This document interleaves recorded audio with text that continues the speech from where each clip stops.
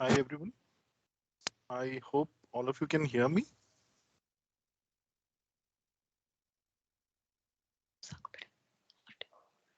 Yes, sir. Thank you, sir. I will hand over the session to. Thank you, sir. Can I start with the session? Yes, please, please. Okay. Um, I hope all of you can see my screen. I'll just start presenting. Yes.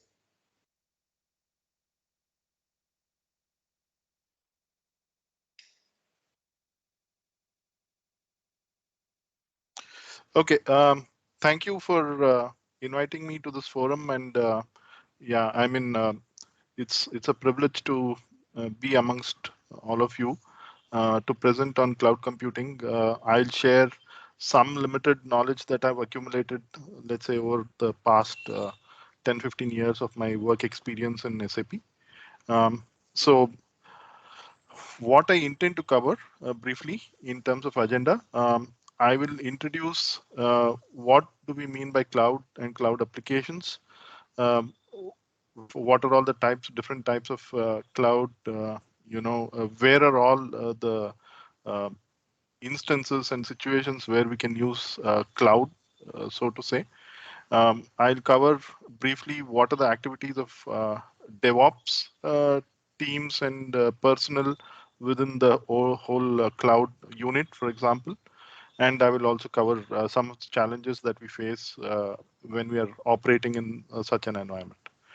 Okay, so please, any of you, you're welcome to interrupt me at any time for questions. I'll try to answer them, and if I'm unable to answer them, I will come back to you with some answers later over email or whatever. Yeah. Okay. Jump straight into the introduction topics. So, what is cloud technology? Essentially, we are talking about applications hosted, let's say, on data centers and hyperscalers, for example. They are accessible over the internet generally. They are accessible over computers, and end users can access them over the web browsers or through apps on their mobiles, handles and so on. What do they offer? They offer security, they offer data storage, and they offer also, some levels of business intelligence depending on what they're used for. What are the benefits? Typical examples of cloud applications. For example, most of us use Gmail, right? Gmail or Outlook, Outlook.com, and so on. The Microsoft email. Email is one of the best examples of a cloud application, and for that matter, Google was a pioneer in terms of building Gmail as a highly reliable, highly available application across the world, and make it available to such a large base of users. So Gmail is a very classic example. Of course, there were other email providers earlier, but Google was the pioneer in terms of making it so reliable and so highly available, even better than native production email providers at that point in time. Other examples, we could have, for example, within SAP itself, we have quite a few cloud applications. Um, we offer ERP over cloud. We offer CRM over cloud. And yeah, I mean, there is human capital management application over cloud and so on. Yeah, so these are all cloud-based applications. And I seem to have, yeah. Uh, okay, I hope you can see the slide in presentation mode. No, sir. Okay, No. no? I'll, slides are not. Okay, slides are not visible? No, sir. Okay, just give me a moment. Can you see it now? Oh, ಯಾರೋ ಏನೋ settings change ಮಾಡ್ಬಿಟ್ಟಿದ್ದಾರೆ ಅನ್ಸುತ್ತೆ. Okay, let's try to do that again. I will share again. Just give me a moment. Somebody as yes, now it is coming. Okay. Okay. So I'm still in the first slide. What are the typical benefits of cloud computing? So obviously it is reliable, like I described before with the example of Gmail. It is flexible because of the fact that the resources, the infrastructure resources, or whatever we need in terms of running the application is available on demand. Meaning to say, it is elastic. More the number of users, we could add resources on the fly without actually impacting or allowing the users to notice any performance drops or whatever. Uh, it is also cheaper because, yeah, basically, for example, you know that Google Mail allows 100 GB for free, and beyond 100 GB, if you want to use, you can pay per GB or yeah, blocks of GBs of storage, for example. It is the same with, let's say, for example, a ERP solution as well, because within an ERP solution, for example, um, customers would pay per user or pay per, let's say, business scenario that they're using. Yeah, and they would also pay for the number of transactions, for example, that they carry out in a month, in a given month or so. So that way, it means that you do not have to invest in data centers and servers and networking and so on. You also do not have to invest in people to maintain all of this with skilled resources in IT and so on. Obviously, this is all taken care of by the provider himself. And of course, it is also up to date in terms of all latest security loopholes being plugged on an ongoing basis. The latest versions of the software are available on a periodic basis, and so on. And also, the latest innovative technologies like IoT and machine learning, wherever applicable, they are also deployed on an ongoing basis. It does not have to be the customer which takes care of this. Okay, so uh, those are the benefits of cloud computing. And like I said, there are, let's say, at least three different use cases largely where we can classify cloud computing, right? One of them is software as a service. And the second one is the platform as a service. And the third one is infrastructure as a service.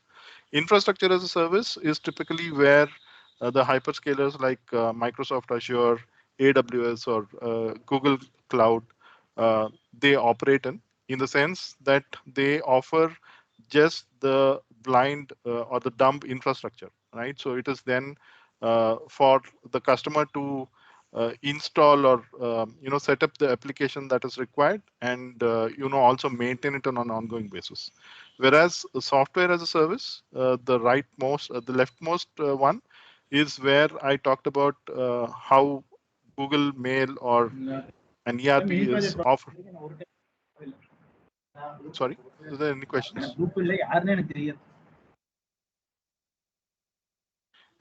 Probably I would request people to go on mute if they have any other side talks.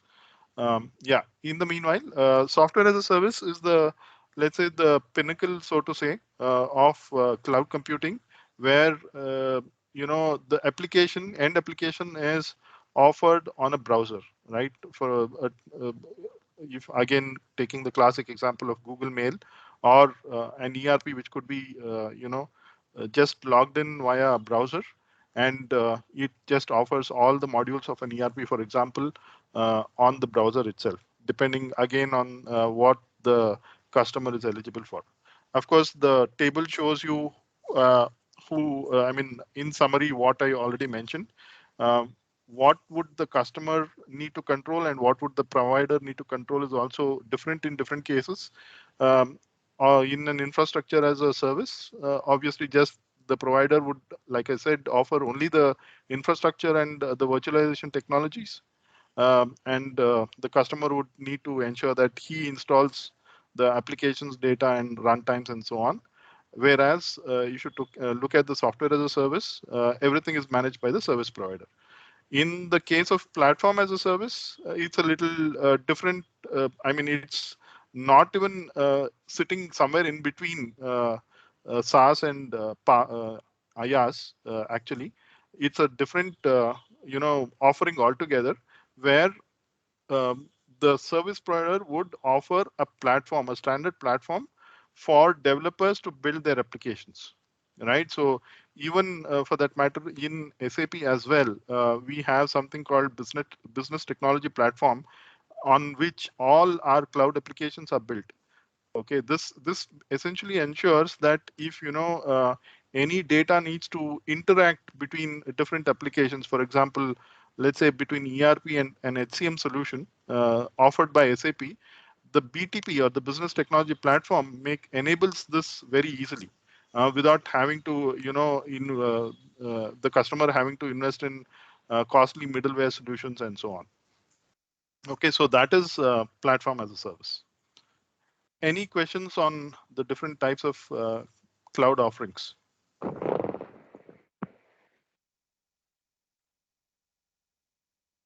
Okay, so I will go on to the next slide.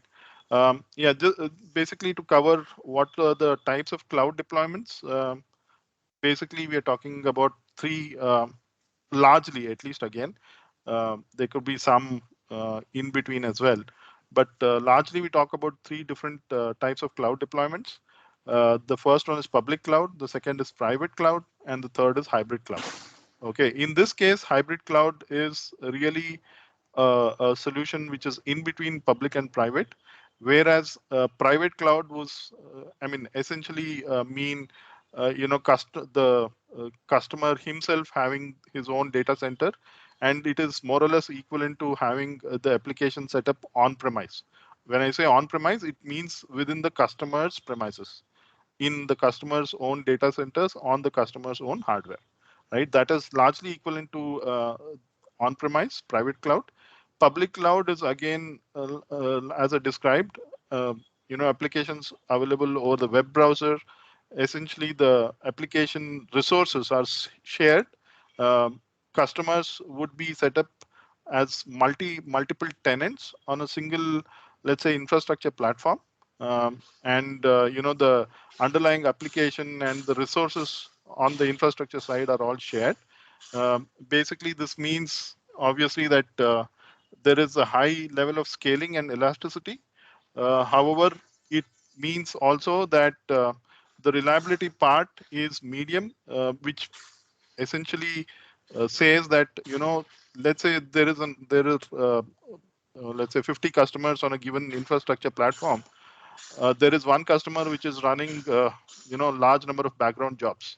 That is more or less certain to impact other customers in terms of performance, right? So that is the price which is essentially paid by the customer for the lower cost of services, right? So obviously this is very cheap compared to if you're talking about private or hybrid cloud. Yeah, the target customer group is essentially those kinds of customers which are, let's say, small, medium enterprises, which do not really want to invest in their own data centers, their own hardware, and so on, and they are happy with the level of offerings from these kinds of applications. Hybrid cloud is something which is in between, like I said. Some applications required by an enterprise would be on the cloud, whereas some would be on-prem. This would be different for different customers. For example, a large company like General Electric or Nestle or Unilever, right? So they would most certainly have IT infrastructure with applications on their own in their own data centers. In parallel, they would also have some cloud deployments they could use in certain use cases. These kinds of small applications, or also, for integration purposes with their on-premise setups, they would use these kinds of cloud applications. Specifically in terms of small countries, there are use cases where there could be ERP solutions which are used on with respect to small countries, and they are then rolled up into the on-premise ERP instance. These are again hybrid, classic examples of hybrid setups. right? Obviously, here again, the security is depending on what kind of application you use and what is the price you're paying for it. Auto scaling is also high because, yeah, I mean, cloud by definition is auto scaling. Reliability is also again depending on what is the price you're paying. You could opt for offerings which already give you high availability and disaster recovery. You could opt for solutions which do not have these offerings, right? So all of this is possible. And yeah, I mean, you could see in the last row, who is it for? Typical examples of which kinds of organizations would take advantage of what kinds of deployments. Any questions on cloud deployments?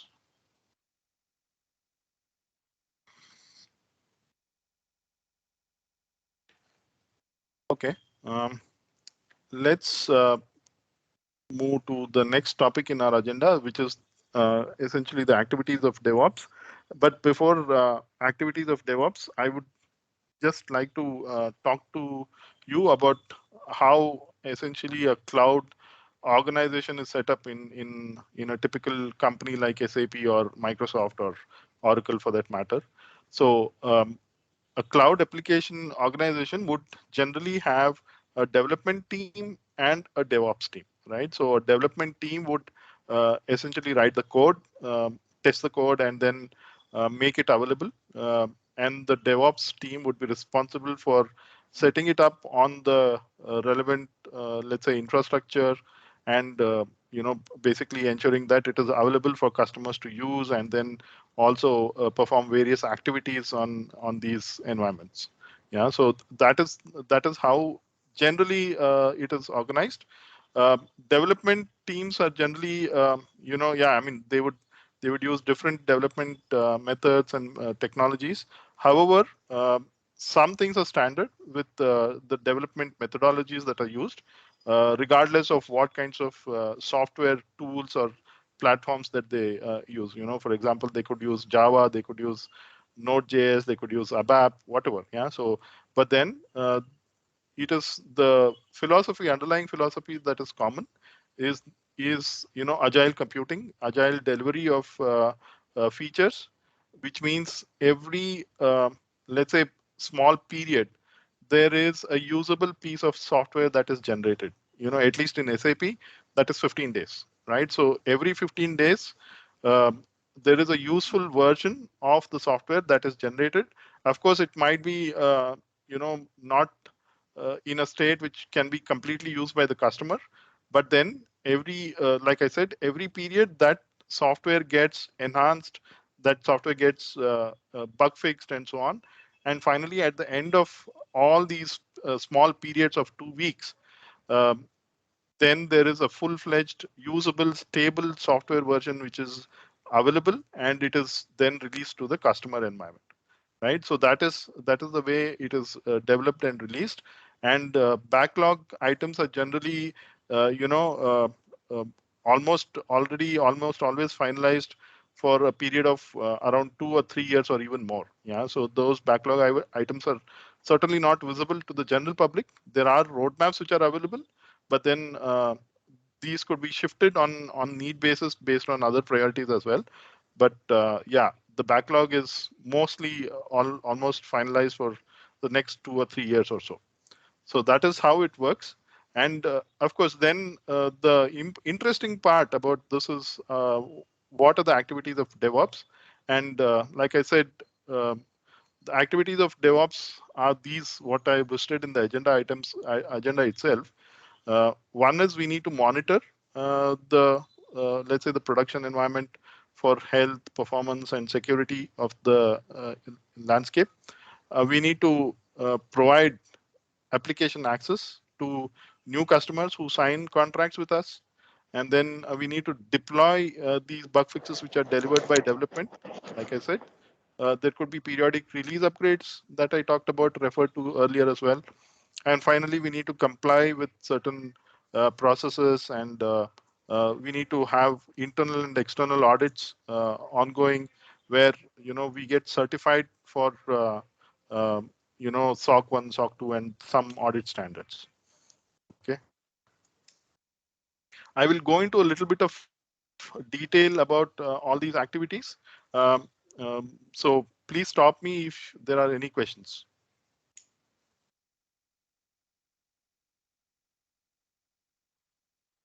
I'll just take a pause. If there are any questions, please let me know. Until now.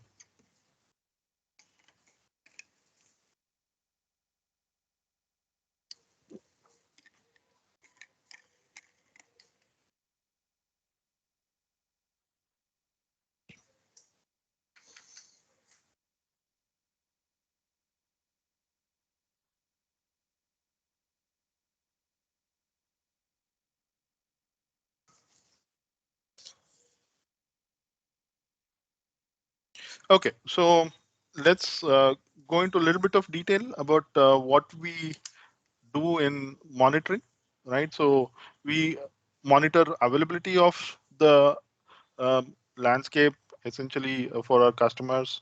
We use synthetic monitors like Pingdom or Catchpoint to ping URLs from external internet locations across the world to determine whether the URL is available or not from the internet for our customers, right? So that is the very first thing that we monitor, because yeah, I mean availability um, is something that we promise as part of the contract.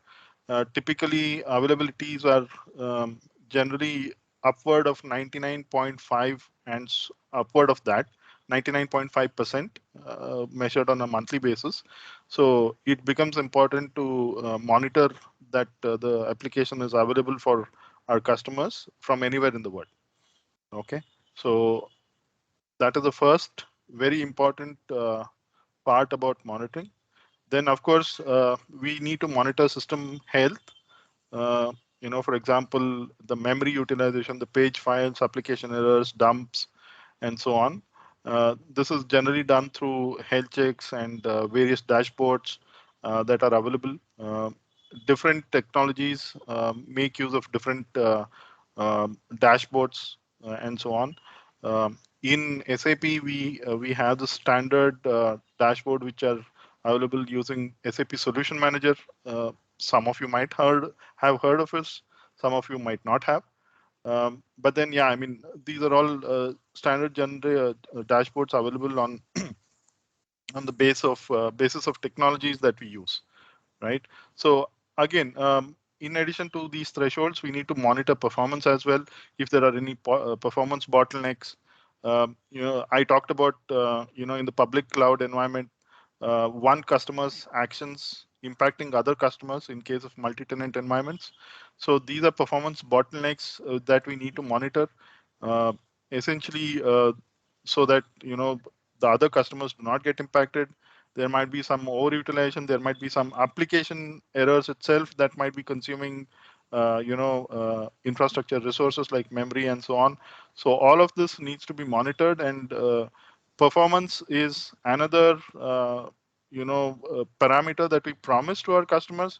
Obviously, a screen refresh cannot take, upward of uh, 2 seconds or 3 seconds for each screen. Yeah, because on any given day, a customer would use multiple screens going through an ERP solution, creating invoices or generating sales orders or whatever. Yeah, so creating purchase orders and so on.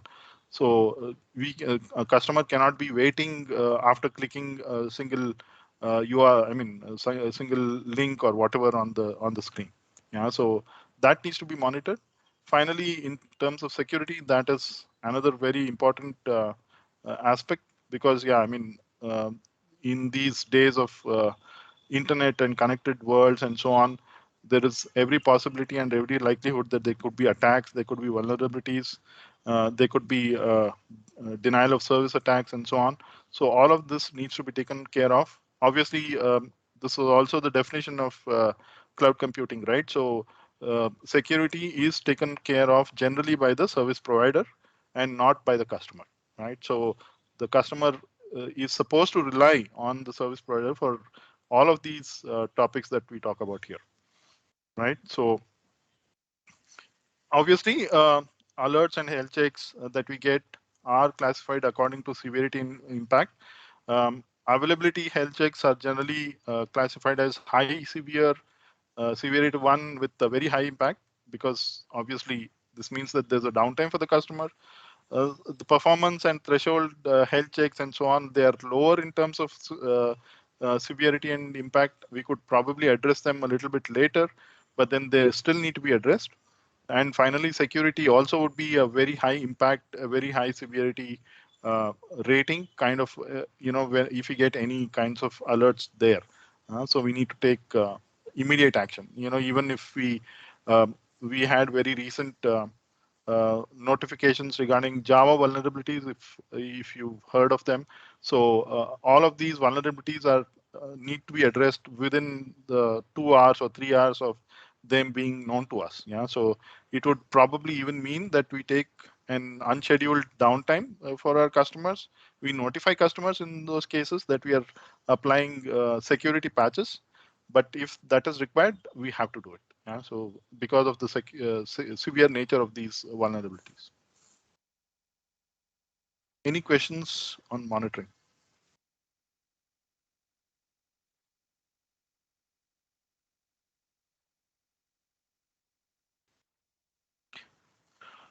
Okay, let's go to provisioning, right? So, yeah, before I continue, these whatever I talked about, right? So these activities of DevOps, monitoring, provisioning, software change, and compliance.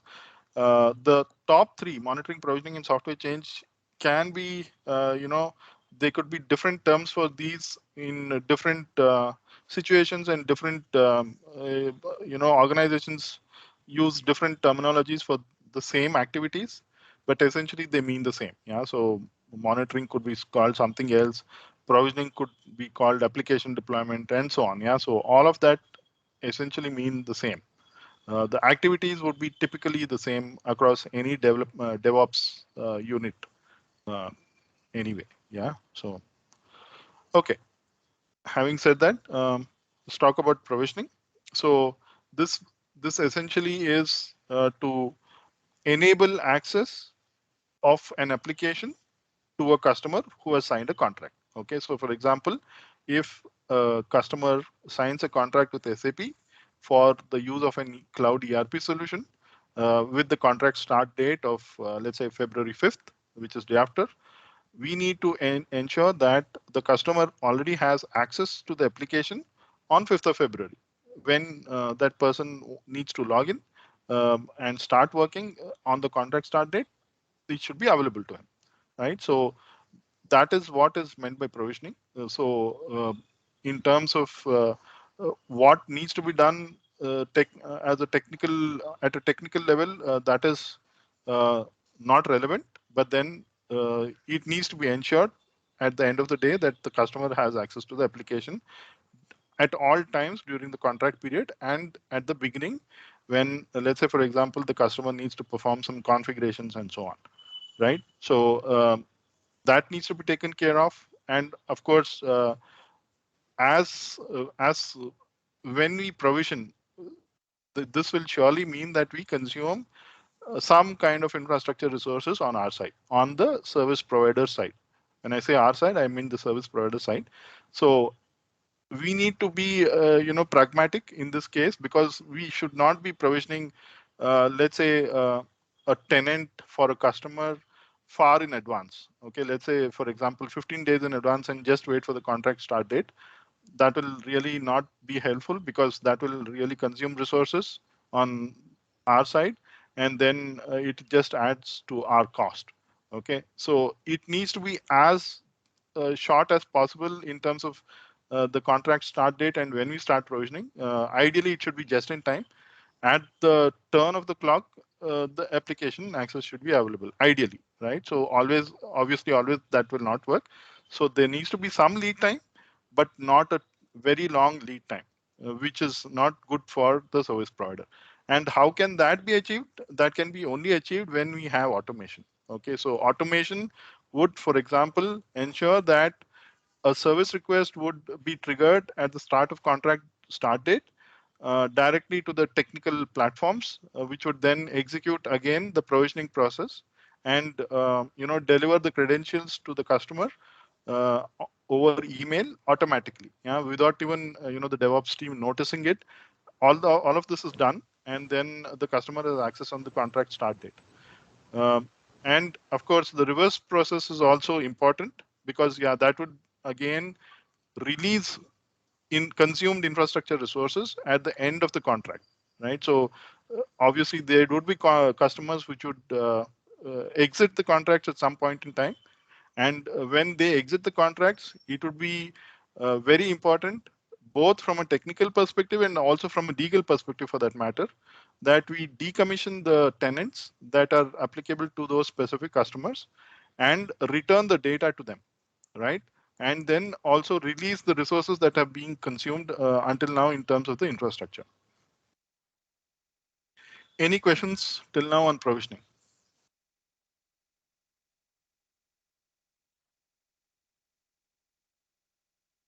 Okay, it's very quiet. So either I'm very, very clear or I'm just talking over everyone's head. Okay. Um, let's go to the next activity, which is again another important part of a DevOps team's responsibilities, um, which is to deploy software changes to the customers' environments, right? So this is extremely important because um, software changes can be of two types, right? So they could be bug fixes, which could be identified via internal tests or even via customer tickets. Customers could report issues on their side, which should be finally acknowledged as software bugs, which would then need to be fixed, right? So this would be fixed by the development team, but would still need to be deployed to the customer environments by the DevOps, right? And then there could also be release upgrades where new features are incorporated into the application on a periodic basis. So this depends, the period of release of new features is differing for different applications, so to say. For example, if you see Amazon.in or Flipkart for that matter, they could release new features even on an hourly basis if the need be. But for applications like ERP and so on, typically the period would be at least a quarter of release, right? So in a given year, there could be 4 releases which would deploy new features to the customer's landscape. So here as well, the deployment methodology needs to be extremely clear because yeah, I mean. We need to take care that when we are, for example, deploying corrections to bugs, we do not introduce new bugs, right? So that needs to be taken care of. We also need to take care that um, we ensure that dependencies on previous packages are taken care of automatically as well, because when we deploy, let's say, the newer version of a certain functionality, it would override the earlier version. So, which would mean that the earlier version's features should not get eliminated. The features that are available with the older version should still be there, and the newer version should deliver incremental features. It should not mean that the earlier features are completely eliminated, right? So all of these are need to be taken care of using very standard and standard processes, and yeah, I mean versioning technologies and so on, because yeah, this is important. Yeah, so there could be production processes running on these solutions. So again, automation, progressive automation, where human intervention is over a period of time reduced. It becomes very important because one is, of course, it reduces cost for the service provider, and the second is it also reduces errors, human errors, obviously, and it makes the software change deployment a non-event for our customers. When what I mean by a non-event is that the customer does not see the impact of the deployment, but the customer will see new features on the next day when he logs into the system. Yeah, so that is what the non-event would mean. Any questions on software changes?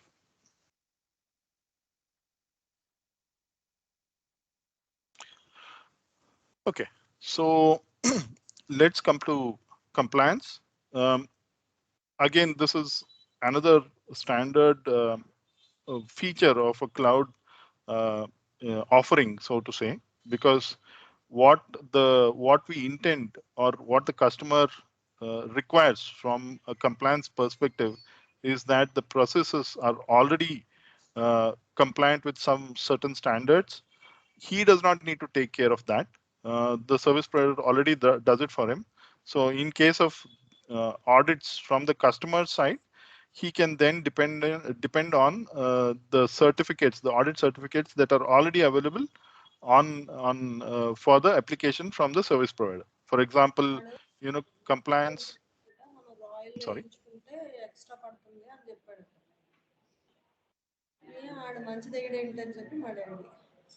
Uh, can you please go on mute if you're having any other discussions?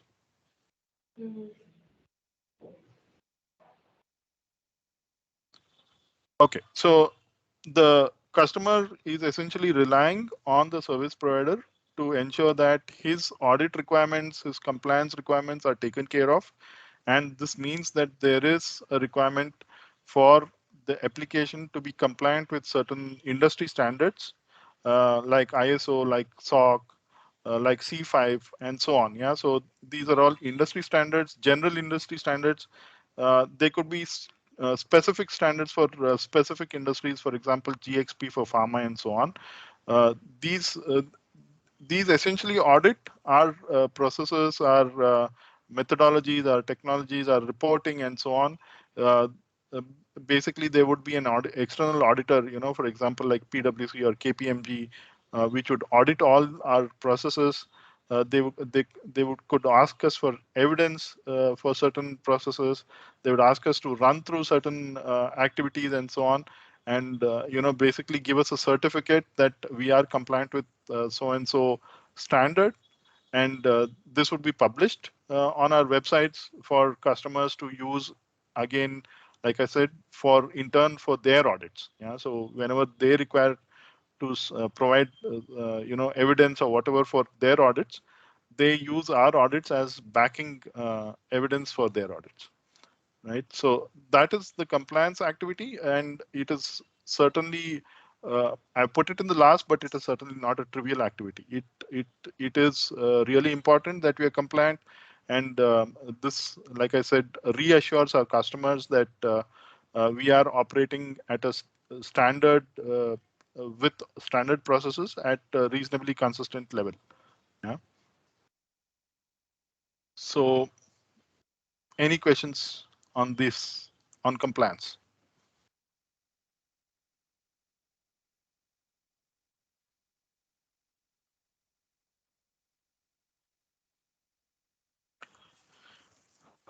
Okay. I'll move on to challenges. Yeah. So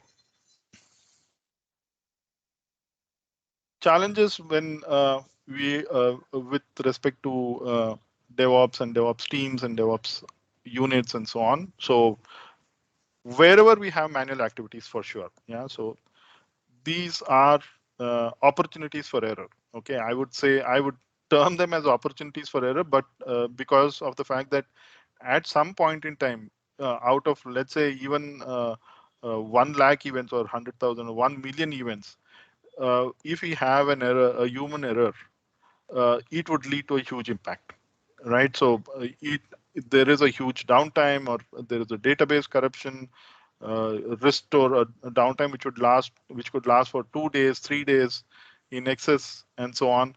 Where, for example, I talked about availability term, which would be in in upward of 99.5% that we offer to our customers. That would be broken for most of our customers, and then uh, the service providers would be liable to pay a penalty. It would be a financial implication for the service provider, for sure, and it would also lead to a loss of faith and it would lead to bad press, for example, and so on. All of that needs to be eliminated by automation. And like I said, automation would help us. One is obviously to reduce cost. And if you remember, I also talked about automation helping us to reduce human error, right? So human error has a very high impact because we we would run landscapes which would have several thousands of customers or even 10,000s of customers in certain cases. Any impact on one given infrastructure would impact all of these customers, right? So that's very important to automate progressively and eliminate any manual activities and all manual activities on an ongoing basis. So proactive action is always better than reactive. So I talked about this in monitoring. If you remember, we have health checks, we have dashboards, which tell us if there are any issues with our landscape, if there are any performance bottlenecks, and so on. So before a customer complains and reports issues, it is better that we notice this happening on our systems. It is better that we can predict something that could impact the customer and fix them even before the customer reports it, right? So that would that would really help because then again this really helps us to maintain the availability of our application. This would also help us to maintain the cost because solving an issue which is reported by a customer is far more expensive than solving a given health check. Okay, and typically it would be the case always that 90% of the issues that could arise out of the landscape are solved generally before they even impact the customer. Only 10% of the issues would then be reported by the customer. Even the 10% of issues that are reported by the customer, believe me, are extremely expensive in terms of the resources that they use up, because yeah, there needs to be various levels of uh, uh, communications that need to go on. There needs to be various levels of updates that needs to go on in terms of the customer reporting the issue on a ticket, it coming to the right team, and the right team updating the tickets and sending it back to the customer, getting customer confirmation. All of this is extremely expensive in terms of, like I said, in terms of the human resources and the time that it takes to solve those issues. Time is of essence. So whenever we notice issues, we need to ensure that we fix them, or at least we notify customers, right? So let's say we notice that there's a downtime, okay, for a given customer. This could happen in spite of all the care that we take, that there is a downtime. There could be ISPs themselves which go down. So in those cases, we need to ensure that we notify customers that we know that there's an outage, and we are in control of the situation. We are working to restore services. Please stand by so that we would restore services. And after restoration of services, within a reasonable time, we also send them a root cause analysis, right? So a root cause analysis will help to reassure customers that the fault that has happened currently would not reoccur, right? So we need to ensure that any such error that has happened does not occur again in the future. Okay, we need to put in safeguarding mechanisms. We need to create a formal documentation of the safeguarding mechanisms, and we send it out to customers saying that, okay, this is the root cause, this is what happened, and we are taking care to ensure that this does not happen in the future. Okay, the mitigation measures could include addition of additional capacity.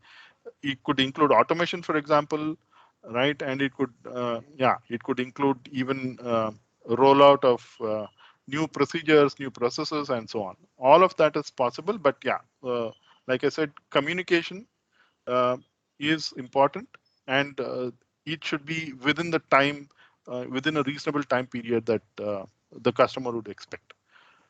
And yeah, any activity that we do, any activity that we perform should be first considered from the point of view of impact to the customer.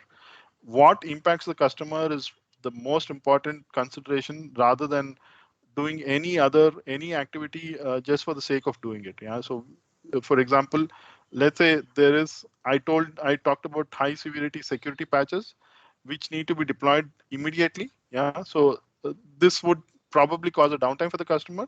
But again, then we need to ensure that communication goes out, and then there's a downtime which is taken, right? So in this case, there is a downtime which happens immediately, but then we are communicating. The second is, yeah, there could be patches which are probably not so critical to apply. These would probably need to be applied during the, the non-working hours of the customer, or during weekends, for example, so that they do not impact customers.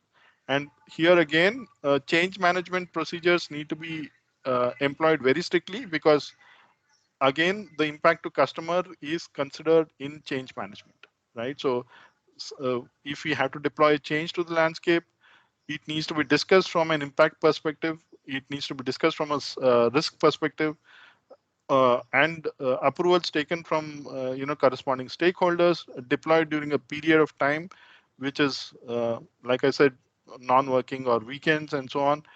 Checked whether the change is working as it is intended to work, and finally also have rollback procedures for changes which probably are failing. Yeah, so we need to have rollback procedures if in case, for example, a change fails, whether we have whether we need to restore from backup, whether we need to undeploy the change, for example. All of that needs to be available in advance before any changes are deployed to the environment. So these are the challenges in terms of activities. The second major part of challenge is total cost of operations. And basically, this component directly impacts the profitability of the service that is provided. Yeah. So, for example, if an ERP is provided over the cloud, then the cost of providing that ERP, the cost of operating that ERP solution is obviously to be subtracted from the revenue that we earn from licensing and offering it to customers, which means that yeah, obviously then the profit that we earn on that is really impacted by the total cost of operations. Total cost of operations has basically three major components. One is the application operations, the DevOps, the cost of DevOps that I talked about, the cost of people that are required to maintain and run the show. For example, infrastructure costs of the customer landscape, and the cost of software maintenance. You remember I talked about the bugs that are fixed by the development colleagues.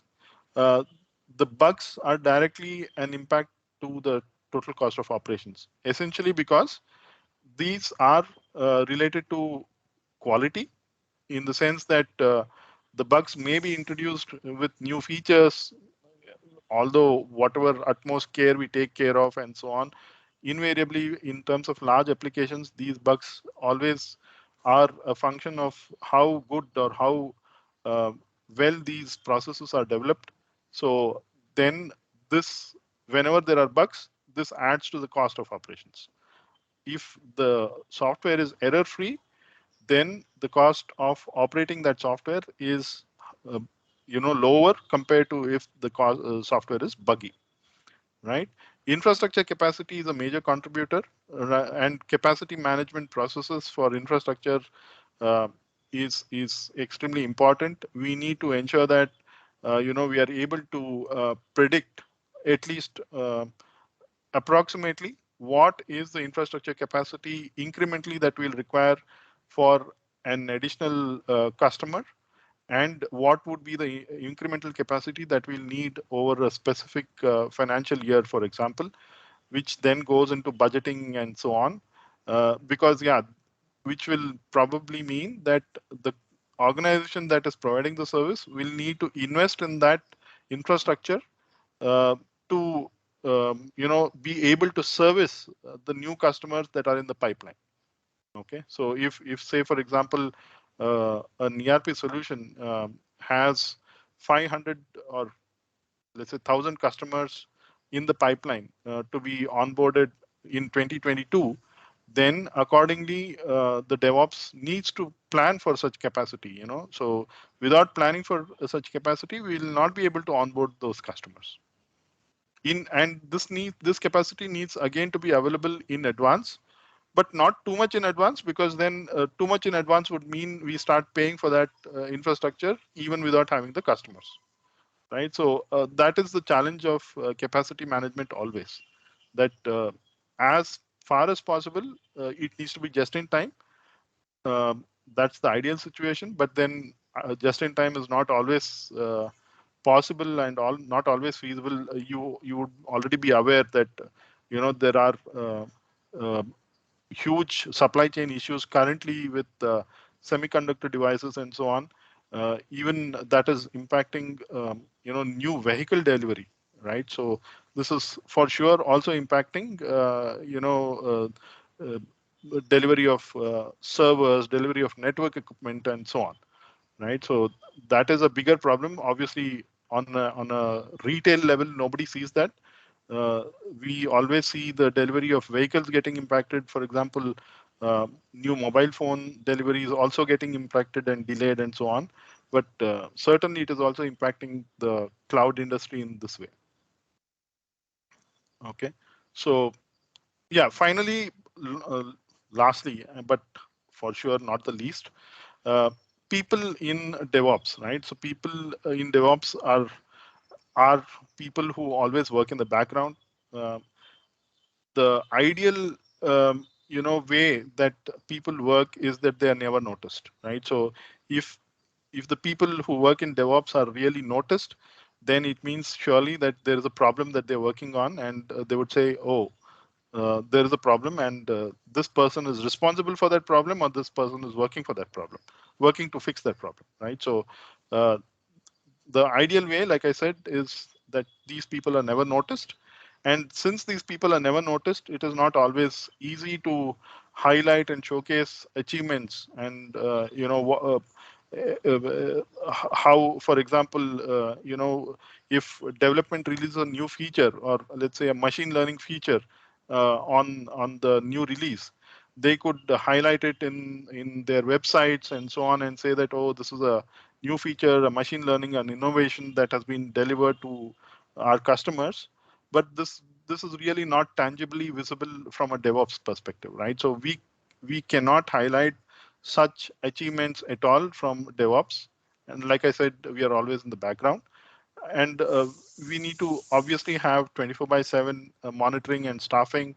That's another challenge, because we need to have, let's say, either a single location of operations where there's 24 by 7 operations, or follow the sound, which means that we have people sitting across various countries globally. And yeah, I mean, again, there are challenges again of coordination and supervision, and HR related topics and so on. So people challenges are always there. So yeah, like I also mentioned, development organizations are always able to highlight achievements. Cloud operations is a downstream organization. So and in case of poor planning of projects or poor planning of new initiatives, um, the DevOps teams generally face the brunt of these tight deadlines and high poor project planning. Yeah? So this is also a challenge, and this people who work in DevOps already would be aware of these challenges, and yeah, they generally face the brunt of all of these challenges. Okay, so any questions on this area?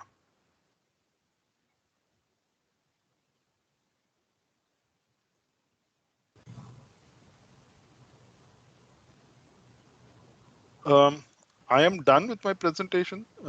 So I'm again opening this for questions. Any questions, please, you're all welcome to ask me.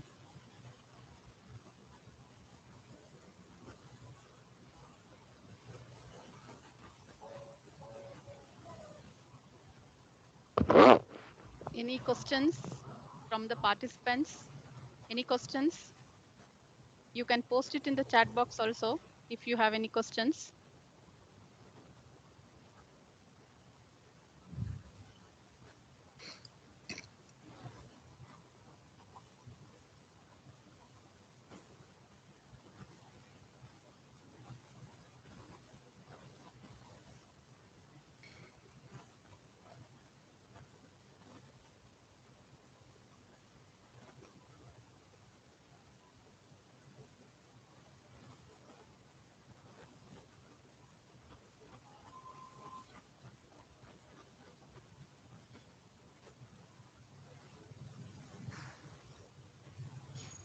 I hope the topic was relevant for all of you. I don't know whether silence means lack of interest on the topic, or whether the topic was not relevant at all, or the topic was extremely relevant and very clear. In which case, I'm happy, but I'm welcome to take questions. Okay, I see a question with such from Mr. Shivakishan.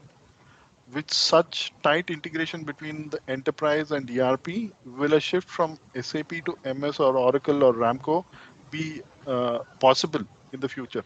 Okay, so what happens in terms of cloud solutions generally, Mr. Shiva, is that the data that is generated by the customer, right, is available for the customer to extract in a standard format.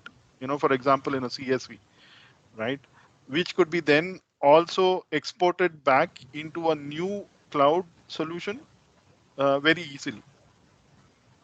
Okay, so generally all service providers, be it SAP or be it Oracle or Microsoft or whoever, they would allow for customer data to be extracted in standard formats. It would never be non-standard.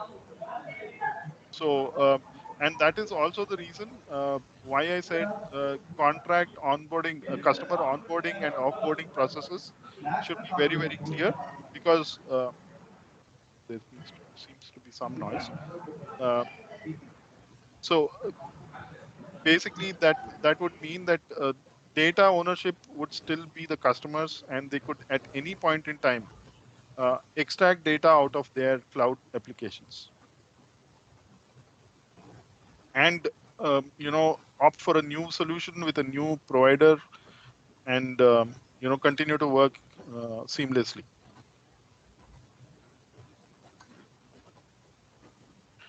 Okay, there is a question from Professor Devan. How cloud is different from data center or the same? Okay, so it is, so the the question is, what can I say? So any provider would have a data center, to host cloud applications. A service provider would still need to have a data center, okay, and a standard data center at that, because yeah, again, data center procedures, data center fees, facilities, how the data centers are maintained, all of this is also part of standard audits. Okay, so this does not mean that data centers and cloud is completely, like I said, exclusive to each other. Service providers will surely have data centers. It would, when a customer is using a cloud solution, it would eliminate the need for the customer to have a data center on his own. Okay, so for example, let's talk about a small, medium enterprise, probably sitting in, for example, in Kolkata, for example. Okay, he just needs to access a website of a cloud ERP solution which is hosted out of Mumbai or Bangalore, or probably even Singapore and or Sydney for that matter. Okay, it does not matter. So he accesses this website, which gives him access to the ERP solution. He uses credentials to log in, execute his business processes, generate purchase orders, invoices, and so on, right? But then that service provider which hosts the application out of Sydney, for example, would need to have a data center in Sydney. The customer sitting in Kolkata does not need to have a data center specifically for an ERP solution. Okay. Another question by Professor Devan. For the same type of data to access by different users, how cloud-based services will respond to it or mechanism behind it? Um, I'm not completely clear with this question. Maybe Professor Devan, you could unmute yourself and ask the question. Uh, Hello, sir, am I audible? Yes, you are. So example, if I am searching something on internet, the same query will be raised by a number of people. Right. So how this mechanism will provide the data to everyone, right? So maybe the same place, or what is the mechanism behind this same data to be accessed by the many of the people? It's like a data. It's like a data centralized system where you can everyone will get the same data. And if that is scenario, then how many people can get access to it? So are you talking about certain searches on, for example, on search engines like Google or something like that? Yes, sir. Or okay, so search engines like Google and Yahoo or whatever for that example, they have algorithms which run. I mean, basically they crawl the internet, right? So for relevant data, for example, you could search for you know budget 2022, right? So budget 2022 India, for example, on Google, and it would throw up all the relevant results from websites in India, websites abroad, and so on. That is basically possible because Google is able to crawl the internet and store this references to the available information within their data centers. Okay, and then if let's say a second person searches for the same, it is a little bit faster than the first search, only because it has been cached in their main in their main systems.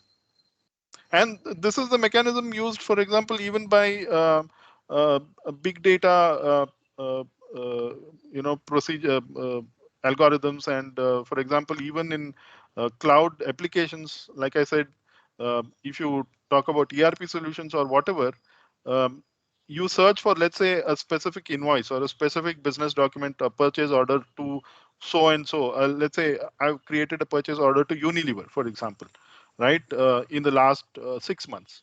So I search for a purchase order created to Unilever in the last 6 months. If another person in my organization uses a similar search, then his search would be faster, because algorithms that are used for search ensure that the data that is searched for frequently is stored in caches. It is not retrieved out of databases if the search is performed frequently.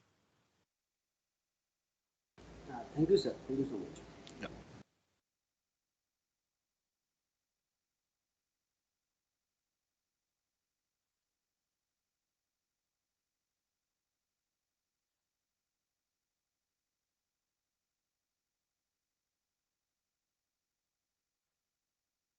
Any other questions?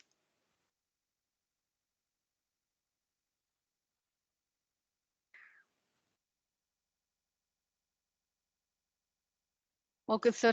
We'll wind up the session. Thank you very much. Thank you. Thank you, sir. I think you can stop recording. Thank you. Yes, sir. I'll. Thank you, sir.